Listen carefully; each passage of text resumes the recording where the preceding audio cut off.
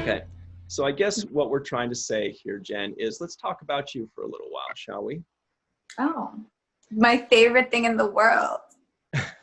Jennifer Just Durst, Just actress. How are you, by the way, Jen? I'm good. It's been fun so far. We've enjoyed talking with you. Can you tell us where you were born and raised? I was born and raised in Brooklyn, New York, specifically Sunset Park, Wow. Brooklyn. You were born in a park. In the park. No, I was born in Lutheran Medical Center in Sunset Park, Brooklyn, New York. But I did live right down the street from actual Sunset Park. So close, Ryan, close. You're from New York? There's no hints about that in the way you speak. I mean, when I first moved here, my accent was ridiculous, but my name was Jennifer. Jennifer. I love it. And so why did you move to LA? Yeah, your accent is not noticeable at all. Now you've wiped the slate clean. What brought you to LA, by the way? Acting. An actress. I just wasn't doing it. I wanted to be it for so long, and I wasn't focused in New York because, like, I grew up there. So, like, my friends and family all had their own little dream jobs. Like, I want to be a teacher. I want to work this. I want to do that. So I never, like compared in that sense to them. I didn't feel like they understood me, like, because it was such a big dream. And one day I just moved out here. I drove out here. Wow. Yeah. I just drove in my car. I actually had to put stuff in my car. I didn't drive. You always pick up on those little things that I said. No, I just thought it was a coincidence because I also drive in my car. Oh, so cool. It's really cool. That's another thing we have in common. Yeah. But yeah, I couldn't fit all my stuff in there, so I had to put everything in garbage bags, which was funny because I had to put like all my clothes so they could squeeze in the trunk. And then 2 of my New York friends drove down with me and then like flew back. So it was pretty fun. I do not recommend driving the 3,000 miles in 2.5 days because it was very exhausting. I fell asleep behind the wheel. 2.5 days? I'm glad you're here with us. Fell asleep behind the wheel. Yeesh. Made it. We were sleeping off, like, 3 of us, but it was just not good sleep. So like, he was so tired. Well, we had to make it back because my birthday, it was right before my birthday. And we drove into San Diego where I lived in San Diego for a month with one of my old best friends, who's still one of my good best friends. But so we had to make it back in like a time because they had their flight out like that Sunday after my birthday. So it was just all this stuff. And we were just like driving. Got it. For those of you at home, it all makes sense now. Jen takes her birthday extremely seriously. Those of you at home that are like, so wait, you did all this because your birthday was coming? Yeah, she definitely will move worlds to work for my birthday. I just ate before the quarantine too, this birthday, February. Good. I made it right before you had to have quarantine birthday parties. Good job. So you moved to LA to be an actress. And it was love at first sight, or you probably started acting back in Brooklyn, right? Do you have any particular kinds of roles that you excelled in or that you preferred or that you haven't been able to do but you'd like to do? It's funny because everybody, like, even you said comedian because everybody's like, oh, you're so funny. I feel like I'm funny when I'm like talking to you, but like it's actually a harder role for me to do, like when it's like scripted or like on set. I feel like it's a little, I mean, I'm getting better at it, but I feel like my main thing is like dramatic. And I feel like the roles I love playing are kind of like adventure. That's why I love Jurassic Park, like Indiana Jones, The Goonies, like all those movies kind of like have this adventure to it that I feel like is the movies that made me want to be an actress. So those are like the roles I really want to play, but I'll do anything, commercials, comedy, just throw them at me. What do you get typecast as? Generally, it's funny.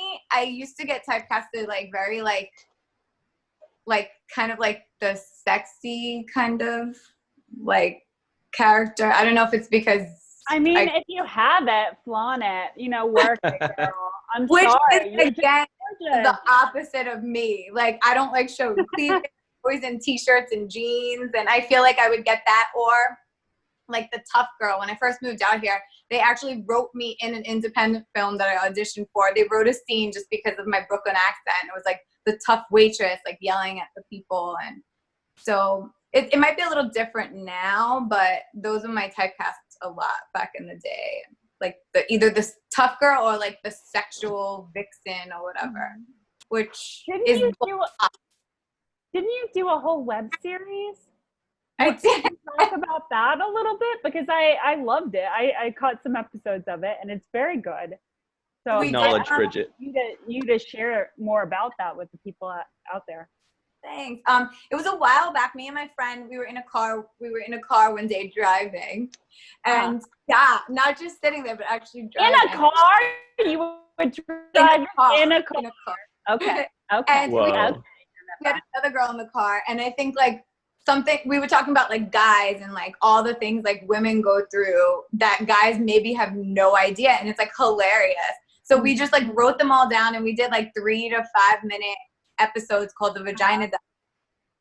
And it was the Vagina Diaries because it's based on all female experiences. So like things that girls might be embarrassed about or girls do, and we just like reenacted little scenes with different guys. It was really fun. We went through it. I feel like we did 3 seasons, but then it just started to like the group starts to fall apart. People start doing their own things, and it was like rough to keep together. But the first season did really well on YouTube. So every episode made me blush. It's funny. One of my uncles, sort of like a distant family type thing, was like, I want to support you, but my wife doesn't believe me that it's your show, like the Vagina Diaries. So I had to like stop watching it, and I was like, what? So, but yeah, it was fun. It was fun. Did you have a similar thing that happened to you, Bridget, when you were watching the Vagina Diaries? Yeah, my uncle came in and he was like, what are you watching? And I was like, my friend made this. And he was like, don't watch it anymore. And I was like, okay, but it's really good. Family. Like, what are you watching? Yeah. What is this? The Vagina Diaries? Is it like well, I guess we could watch 1 or 2 episodes then. Watch it together. I think the problem was because of the title, the Vagina Diaries, is that, you know, when you're watching something on YouTube and then it like kind of starts showing you like things that are similar, I think people like, watch list or like the sides was coming up like all like vagina stuff. So I think people see. So I'm sorry about that. But we still did pretty good in the first season, so that was good. And it was fun. It was fun to shoot. It was based on true things. And you'll see like a lot of females will be like, oh my God, that happened to me. And it's like most guys know what we go through as women to try to like be the girl that you want us to be, or like not be gross or anything like that. There you go. There you go. Yeah, rule number 1, don't be gross. Rule number 2, whatever. Whatever. Driving your car.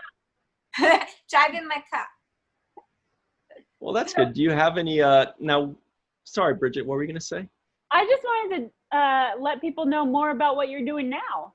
Like, I know that was great stuff that has happened. Tell us about what you're working on now.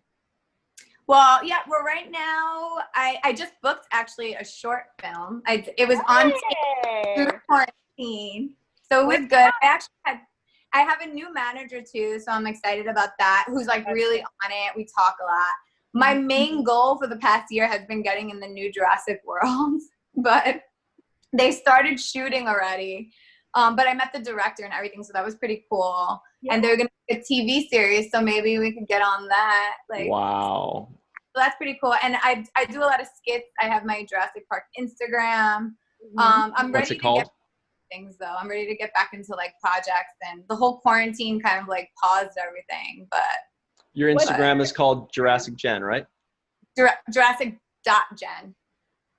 Nice. Because somebody has Jurassic Gen who doesn't even talk about Jurassic Park. So I had to put a dot in the middle. Exactly. She needs to give me her name. But so I've been busy with that. I've been shooting some skits, like fake like Zoom skits and stuff like that, just to keep busy. But I'm excited. I think we're shooting in August, so I'm excited to be like in something coming out of this. So that's great. Like, honestly, that's wonderful to hear, because someone that talented needs to keep going. Oh, thank you. More stuff. Yeah, I feel like when you book like something, then things start to trickle in. So I'm excited for the rest of the year if we start shooting again. I'm excited for like bigger things now. I'm ready for bigger things. Good. For sure. For sure. If I have to get casted as the sexy tough girl, I'm in. Done. As long as it's a big project. The role that I just booked is a psycho girl. So I guess I'm rolling in that. It's so easy for me to play psycho girl. It's crazy. Yeah. Why do you think that is, Jen? Maybe it's like my inner psycho wanted to come out of me. But I swear. That's what a psycho would say. That's what a psycho would say. Like I would. I love it. Yes. Well, that's really cool. It's good to keep busy when it's really tough to. And right now is pretty much the toughest time, the toughest extended amount of time that most things have come to a halt. You know, we're just really lucky that we now have like internet and Zoom and, you know, YouTube and all kinds of stuff to keep us busy theoretically, even if we can't do actual physical productions right now. And apparently we just reopened possible productions. So, you know, here's hoping you'll have that squared away by August for your short film. And it'll be a real stretch for you to play a psycho, but I think you can pull it off. You could also catch me in The Assassin's Apprentice. That's it. Yeah. About Paul. Very true. The Assassin's Apprentice 1 and 2. 1 and 2. 2 different characters. Yes. But you could actually see my face in the first one. Like, I feel like I like open up the scene. Yes, I do. Totally. So, boy. that I was in last year that are coming out this year. So that would be good. Like little roles, but still exciting. That's great. Yeah. Thank you. Mm-hmm. Exciting. Great work, Jen. That's really exciting. So what we're going to do is we're going to include all your information in the description box below, all your social media, your address, your phone number, things like that. My phone number. Just the social media stuff and whatever projects you want.